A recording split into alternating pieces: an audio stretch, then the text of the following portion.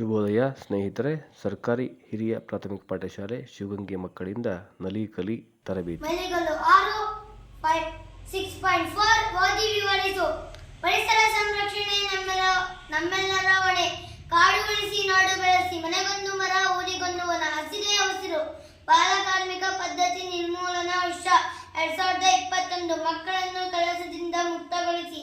ಮಕ್ಕಳಿಗೆ ಶಿಕ್ಷಣ ನೀಡಿ ಮಕ್ಕಳ ಭವಿಷ್ಯವನ್ನು ಉತ್ತಮವಾಗಿಸಿ.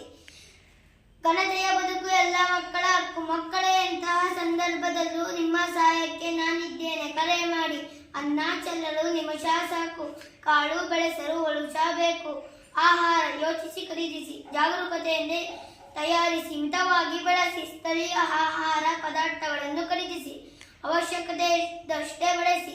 ಉಳಿದದನ್ನು ಬಳಸಿ. ಪೋಲು ಮಾಡಬೇಡಿ. ನನ್ನ ಹೆಸರು ಧನುಷ್ ಗೌಡ. 2ನೇ ತರಗತಿಯಲ್ಲಿ ಓದುತ್ತಿದ್ದೇನೆ. GSPS ಶಿವಗಂಗೆ. 6ನೇ ಮನೆಗಳು 6.6 ಶಾಲಾ ಸೂಚನಾ ಫಲಕ. ಆದರ್ಶ ವಿದ್ಯಾರ್ಥಿಯ ಲಕ್ಷಣಗಳು: ವಿನಯವಂತಿಕೆ, ಸಮಯ ಪಾಲನೆ, ಸತತ ಅಭ್ಯಾಸ, ಹಿರಿಯರಲ್ಲಿ ಗೌರವ, ಮುಂದಾಲೋಚನೆ, ವಿಧೇಯತೆ, ಪ್ರಯೋಗಶೀಲತೆ, ಆತ್ಮವಿಶ್ವಾಸ, ಜವಾಬ್ದಾರಿ ತೆಗೆದುಕೊಳ್ಳುವುದು, ನಾಯಕತ್ವ ಗುಣ, ಸಂಘಟನಾ ಚತುರತೆ, ಸ್ವಯಂ ಶಿಸ್ತು, ಪರಿಸರ ಪ್ರಜ್ಞೆ. ಧನ್ಯವಾದಗಳು.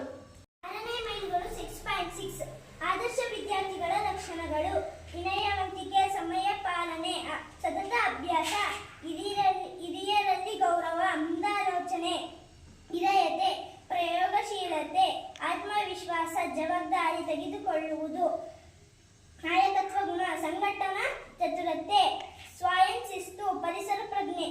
ಧನ್ಯವಾದಗಳು.